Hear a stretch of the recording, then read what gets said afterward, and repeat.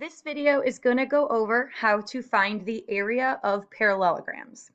So go ahead and open your notebook up and title the next available page, Area of Parallelograms. Okay, so first we want to talk about what is a parallelogram. So a parallelogram here is a quadrilateral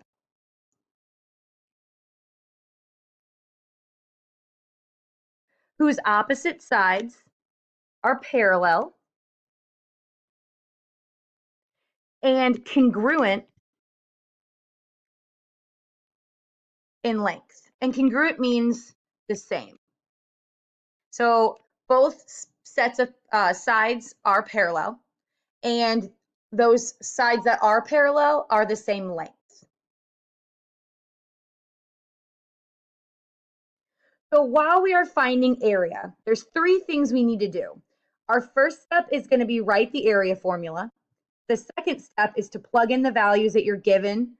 And the third step is to calculate the area. And we have to remember to label our answer.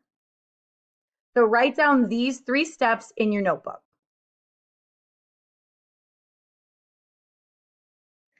So here, when we're looking at our example picture, this H stands for the height,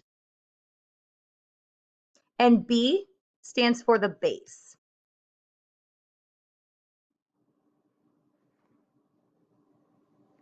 So we're going to go ahead and start to do some practice problems. So our directions tell us to find the area.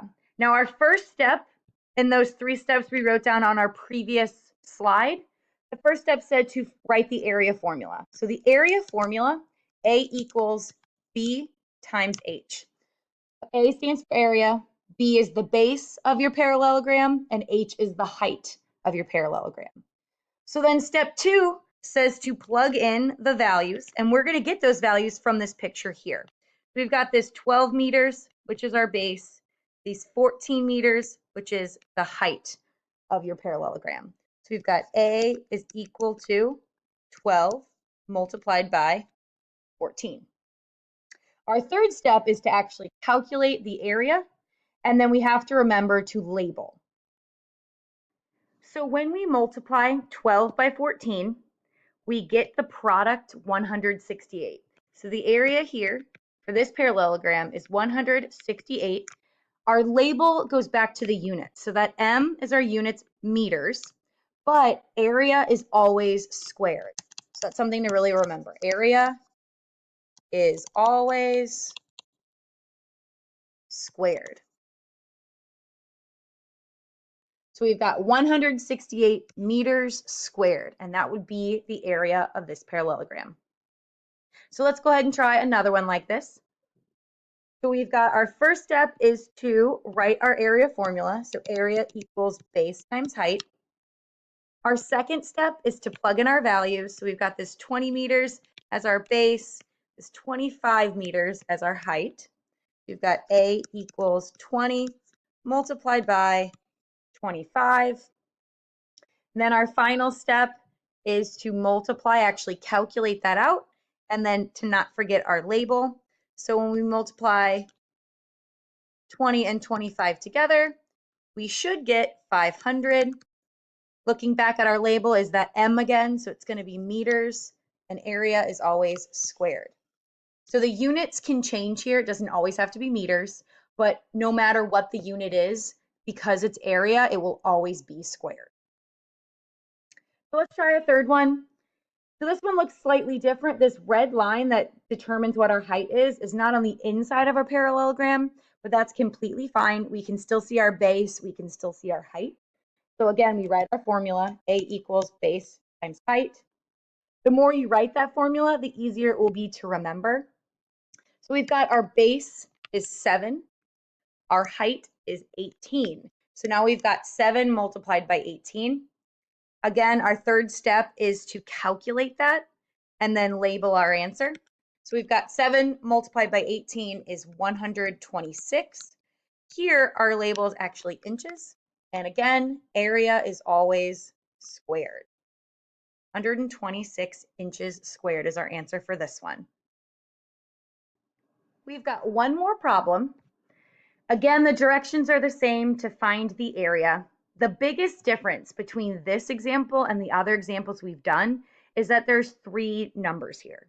When we're finding the area of a 2-dimensional figure, so these flat figures, we only need 2 numbers. We need the base and we need the height. But here we've got something extra. So we look at this 19, and this 19 inches is talking about this side right here. That's not the base, and it's not the height. The height is always going to be by that red line marking that right angle there. Our base is that 13.5. This is what we call the slant height, which is an unnecessary piece of information. So we're actually not going to use that. So it's given us extra information. So now that we've eliminated what we don't need, we can go ahead with our 3 steps. So we've got A equals base times height. We're going to plug in our values that were given here. Our area equals, the base is 13.5. The height is 18. So here we've got a decimal as well, but it still shouldn't change any steps of what we're doing. We're still multiplying our base times our height.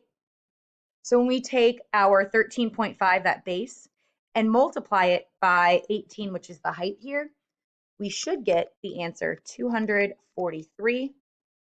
And again, we've got inches. Area is always squared. So the area is 243 inches squared. So a couple things to remember when we're going down finding the area of these parallelograms. We need to write our formula, plug in, calculate our answer with our label. Make sure if there's any extra information, we're getting rid of what we do not need, like this 19 inches. And be careful with what unit you're using. So just double check before you label your answer. The biggest issue we can see here is plugging in wrong numbers when we're given extra information, but also the actual calculation. So make sure when you are doing your multiplication, you're taking your time and double checking your work.